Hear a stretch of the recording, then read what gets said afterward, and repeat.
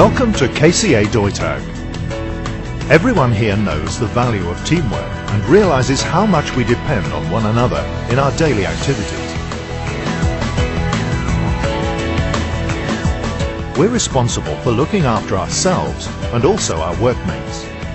This safety induction is aimed at helping you to work safely and to be aware of all the other work that's going on around you.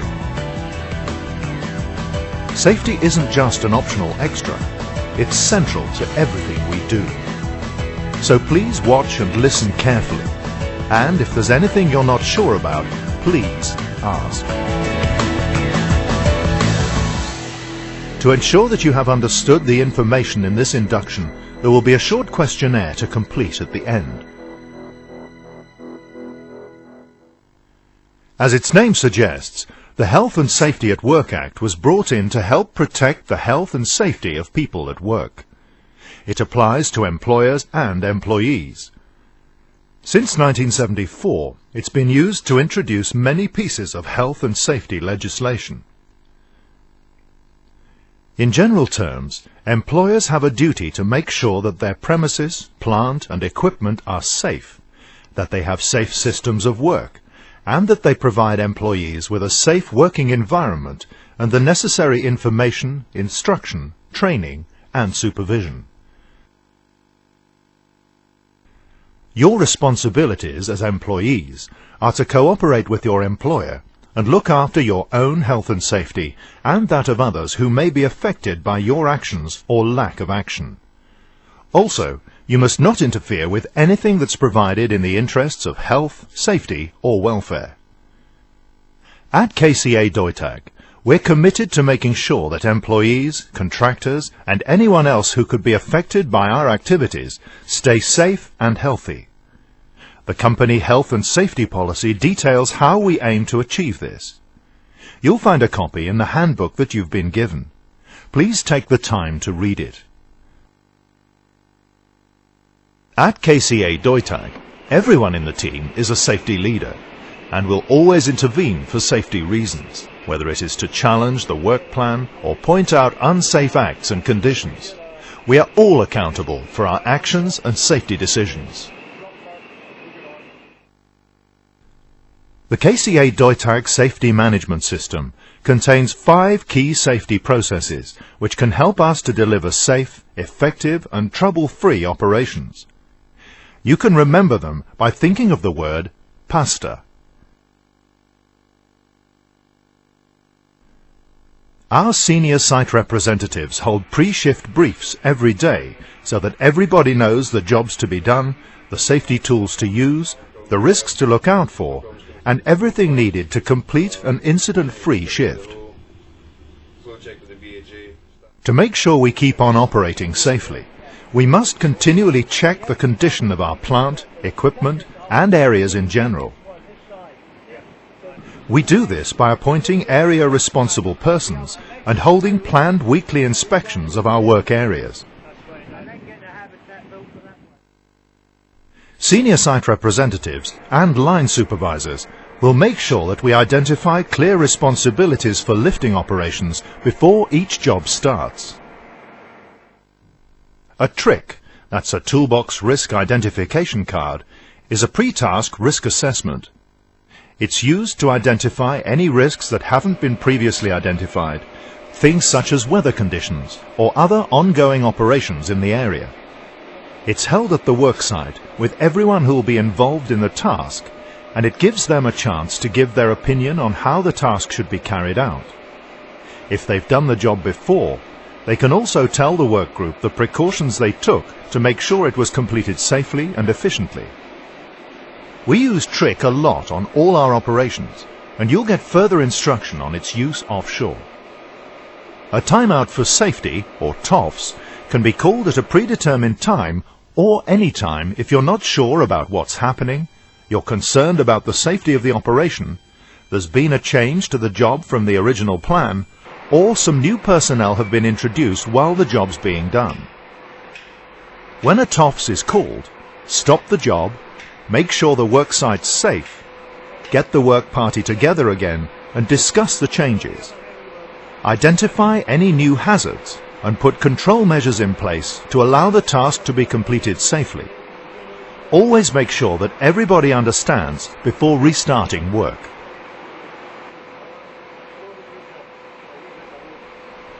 The A of PASTA stands for Active Monitoring. Senior site representatives have an audit program to suit their site's work activities. This makes sure that jobs are actively monitored by objective people to make sure that the job's being done safely and in line with our procedures and guidelines. This active monitoring helps site supervisors to recognize and reward good safety performance and also to identify where safety coaching may be needed. Our Environmental Management System, EMS, is accredited to BS-EN ISO 14001, and we're very serious about our environmental performance. We must all make sure that we do everything possible to prevent spillages or any other wastes contaminating the environment around us. All oil or chemical spills must be reported to your supervisor, however small they are. Clean up any spillages right away and dispose of the cleaning materials properly. All waste materials must be segregated and separate storage and waste disposal facilities are provided for them. Always use the correct receptacles and never throw rubbish overboard. If you're not sure whether a particular type of waste is hazardous, ask, and always keep toxic and hazardous waste materials separate, secure, and labeled. Whether you're an employee or subcontractor, you have the right and the responsibility to refuse to either start or carry on with any task if you think it might harm people or the environment, damage equipment or property, or cause loss of productivity. If you find yourself in this situation, stop working and tell your supervisor of your concerns. Provided that you follow the refusal to work procedure, which is detailed in the HS&E handbook, no disciplinary action can be taken against you for refusing to work on health and safety grounds. When you arrive offshore, you'll get a platform induction.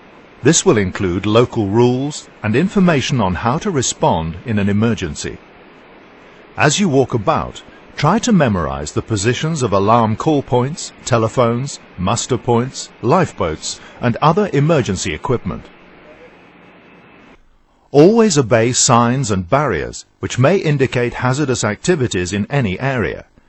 Blue signs are for things you must do, red ones for things you mustn't do, yellow and black are hazard warnings, and green and white indicate safety features.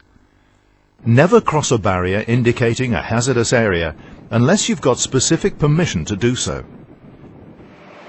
If you erect any barriers, put a sign on them indicating the work activity that's taking place, and remember to remove them once the work is complete. Before using a portable ladder, please ask your supervisor for advice. You should always check that it's free from defects. If you're not sure, don't use it. Once on the ladder, always keep 3 points of contact. On stairs, always hold the handrail. If you need to carry anything, make sure that you keep one hand free so you can still hold the handrail. Always keep an eye out as you move around the platform. Slips, trips and falls are still one of the most common types of incident. Also, be aware of other operations going on around you. Use the right equipment for the job you're doing. Make sure you know the local rules and never take any shortcuts. If you see something you think is hazardous or some faulty equipment, such as a broken valve handle or a trip hazard, don't leave it to someone else. Report it to your immediate supervisor as soon as possible. Before you start work, think about what you may need to keep the worksite clean and tidy as you're doing the job. Clean up any spills right away. Store tools and equipment safely. Dispose of waste material correctly, and, when you've finished, make sure you leave the worksite clean and tidy. All lifting operations must be carried out in a safe manner by competent personnel. If you haven't been recognized as competent, please don't try to do any lifting operation yourself. You must also have an appropriate plan, and there must be adequate supervision by competent personnel. During any lifting operation, never stand under a load, and stop if things aren't going to plan. For crane operations, there must be a minimum of 3 competent people: the crane operator, banksman, and load handler. The banksman's duties are to make sure that clear, precise commands are given to the crane operator. He should never touch the load while it's suspended, and he should stand back so that he can keep a safety overview of everyone involved. The load handler must not touch the load being landed until it's below waist height, and he must never try to stop a swinging load manually. When you're working at any height where you might fall and be injured, you must assess the risks and put suitable control measures in place. Ideally, we'd use a fixed walkway or a certified scaffold for every job, but there are times when this isn't practicable. As a minimum, you should always use a full body harness and a suitable fall arrest system, such as an inertia reel. Before using any such equipment, always check every part of it for signs of damage. Also, make sure that any anchor point is suitably positioned and can support your weight if you were to fall. When you're working at height and using tools, make sure they're properly secured and that you take them away when the job's finished. Manual handling presents a major risk to the health and safety of people at work, and no matter what your job, you'll probably be involved with it at some time or other. Manual handling is the transporting or supporting of loads by hand or bodily force. This includes lifting up, putting down, pushing, pulling, carrying, and moving. The basic rule is, if there's a risk of injury, avoid it if at all possible. Where it is not practicable to avoid manual handling, you must do a risk assessment. This should take into account the task, the individual's capabilities, the load, and the working environment.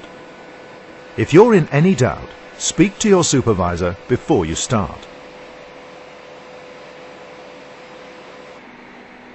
When they're dealing with substances that are hazardous to health, such as mud additives, some paints and industrial cleaners, employers are required by law to carry out a risk assessment. These substances come under the control of Substances Hazardous to Health (KCA) regulations, and the risk assessments are known as KCA assessments. KCA applies to all chemicals with a warning label on the container. Manufacturers of these chemicals also have to provide a material safety data sheet, which is needed to complete the assessment. The key to any KCA assessment is to weigh up not just the possible harmful effects, but the situation in which such a substance is used. For example, a paint may be relatively low risk when it's used in the open air, but an entirely different proposition when it's inside a closed tank. Employers must prevent or adequately control the exposure of people to the hazardous substance. There are various physical control measures that are possible, such as using a less hazardous substance instead, isolating or enclosing the substance, providing local exhaust ventilation, or personal protective equipment, PPE. If you're in any doubt about a task that may need a KCA assessment, or if your work involves the use of hazardous chemicals and you're going to be using them while you're on board the installation, then speak to your immediate supervisor before you start. No rings, earrings, facial jewelry, bracelets or necklaces are allowed at the worksite. Other jewelry, such as body piercing, is only allowed if it's continuously and completely covered by clothing and PPE. Wearing a watch is normally okay as long as it's covered by your PPE, but when you're working near moving equipment or machinery, you should take it off. Don't wear loose clothing, and make sure your cuffs are fastened so that they don't get caught up in machinery. As a newcomer to the platform, you'll be required to wear a green safety helmet. This helps to identify that you may be less familiar with the platform layout and surroundings than regular crew members. The minimum requirements for PPE are a hard hat, coveralls, safety boots, gloves, and safety glasses. On most platforms you'll also need to wear hearing protection at all times outside the accommodation. For some tasks you may need additional PPE. At least a quarter of all fatal accidents at work involve failures in systems of work, in other words, the way things are done. A safe system of work is a formal procedure. It's established by examining a task in order to identify all the hazards and assess the risk. As a result, a safe method of making sure that the hazards are eliminated or the remaining risks are minimized can be identified. All employers have a legal duty to carry out health and safety risk assessments. A risk assessment is nothing more than a careful examination of what, at work, could cause harm to people. The main aim is to make sure that no one gets hurt or becomes ill. Prepare your risk assessment by looking for the hazards, decide who or what might be harmed and how, and establish control measures. When you're looking for hazards, it's much easier to break the task into individual steps rather than look at the whole job. It's important that you record your assessment and monitor it regularly to make sure that nothing has changed since it was last used. Each client has a system with which you must be familiar and which you must follow. If you have to use the permit to work system, you'll get the training you need from the client. Remember to check that the permit covers all aspects of your work scope and that it has been read and signed by the relevant people, including everyone involved in the job. Just because you have all the relevant paperwork in place, that doesn't automatically make the job safe. You and your colleagues must follow the information and instructions contained on the paperwork at the worksite. We are all responsible for our own safety and the safety of our work colleagues. There are various forms of safety observation programs. You will receive separate training on their use. If you see any unsafe act, don't ignore it. Intervene and discuss the potential consequences of their actions with the person involved. Also, discuss and agree any corrective actions that are needed. Positive safety behaviors should also be communicated and reinforced through the Safety Observation Program. Where safety is concerned, good communications are essential. We need to be sure of what we're doing as well as what others are doing around us. And the way to achieve that is by talking. Look what can happen when we don't communicate.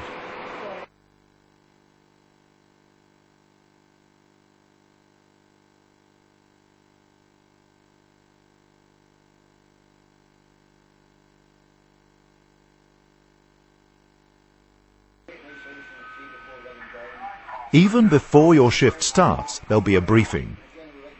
You'll get information about what's currently going on, what work you'll be doing, and which jobs need to be prioritized. You'll hear about what went on during the previous shift and be brought up to date with anything that happened which might affect your own work. There'll also be discussions about any hazards and precautions to make sure that everybody understands them. And if there's any other important information, you'll be told about it. And if you've got any questions or need something to be clarified, this is the time to raise them. You may be required to attend, but as a minimum, all discipline supervisors will attend the briefing and then communicate the relevant information to their own work groups. Shift handovers and crew changes are an important time in an offshore environment. It's when information can be passed from one worker to the other face to face, either verbally or in writing. So, when you're doing your shift handover or crew change, if possible, write your information down so that your relief can refer to it through his shift. If you can't, try to be as clear and concise as possible when you're conveying the information. At the same time, if you're the one receiving the handover, pay attention and ask questions if there's something you're not sure about. And finally, before you start the task, assess it for yourself. There may have been something overlooked or misunderstood. Once every trip, there'll be a crew safety meeting. You must go to it, and when you're there, make sure you take part in discussions, give your opinions, ask questions, raise issues. That's what the meetings are for. But if you've got any worries or questions about anything connected with safety, don't wait until the safety meeting. Tell your supervisor or your safety rep about them right away. You'll be allocated a safety rep when you arrive on the rig. They are members of the workforce who are elected to act on your behalf on all issues concerning health and safety. If you have any safety concerns, in the first instance they should be raised with your line supervisor, but if you feel you need any further support or help, don't hesitate to use your safety rep. There's lots going on all the time, and we all need to be aware not just of the immediate job in hand, but of everything that's happening around us. So keep your eyes open and keep on communicating. If you have any type of incident, it's very important that you report it to your line supervisor as soon as possible. This includes near misses. KCA DEUTAG investigates all incidents, and if you've been involved in one, you may be asked for your help during the investigation. Part of this will normally involve filling in a witness statement, so please try and say what happened as accurately as you can. It's only by completing a thorough investigation that we can put measures in place to prevent it happening again. Here at KCA DEUTAG, we're always looking for safer and better ways of working. So if you see something that you think could be improved, please let us know about it. It may earn you a reward. Many of you will have your mobile phone with you when you travel offshore. Don't use it during your flight to and from the installation or while you're on board. This includes sending and receiving texts. Specific companies have local rules governing how mobile phones are stored on their installation. Please obey these instructions at all times. Make sure the medic knows about any medication you take offshore with you, whether it's been prescribed by your doctor or bought over the counter. KCA DEUTAG has a strict substance abuse policy, and you'll be expected to arrive at the check-in in a suitable condition to travel offshore. Failure to do this may result in disciplinary action. There'll be a pre-flight safety briefing on how to board and leave the helicopter and what to do in the event of an emergency. Watch it carefully and follow the instructions. There's a list of items that you're not allowed to take offshore. Please refer to the HS&E handbook where a full list can be found. It's a lot to remember, but it's essential in order to make sure that you go home in the same shape you went to work in. Thanks for your attention. Have a good trip.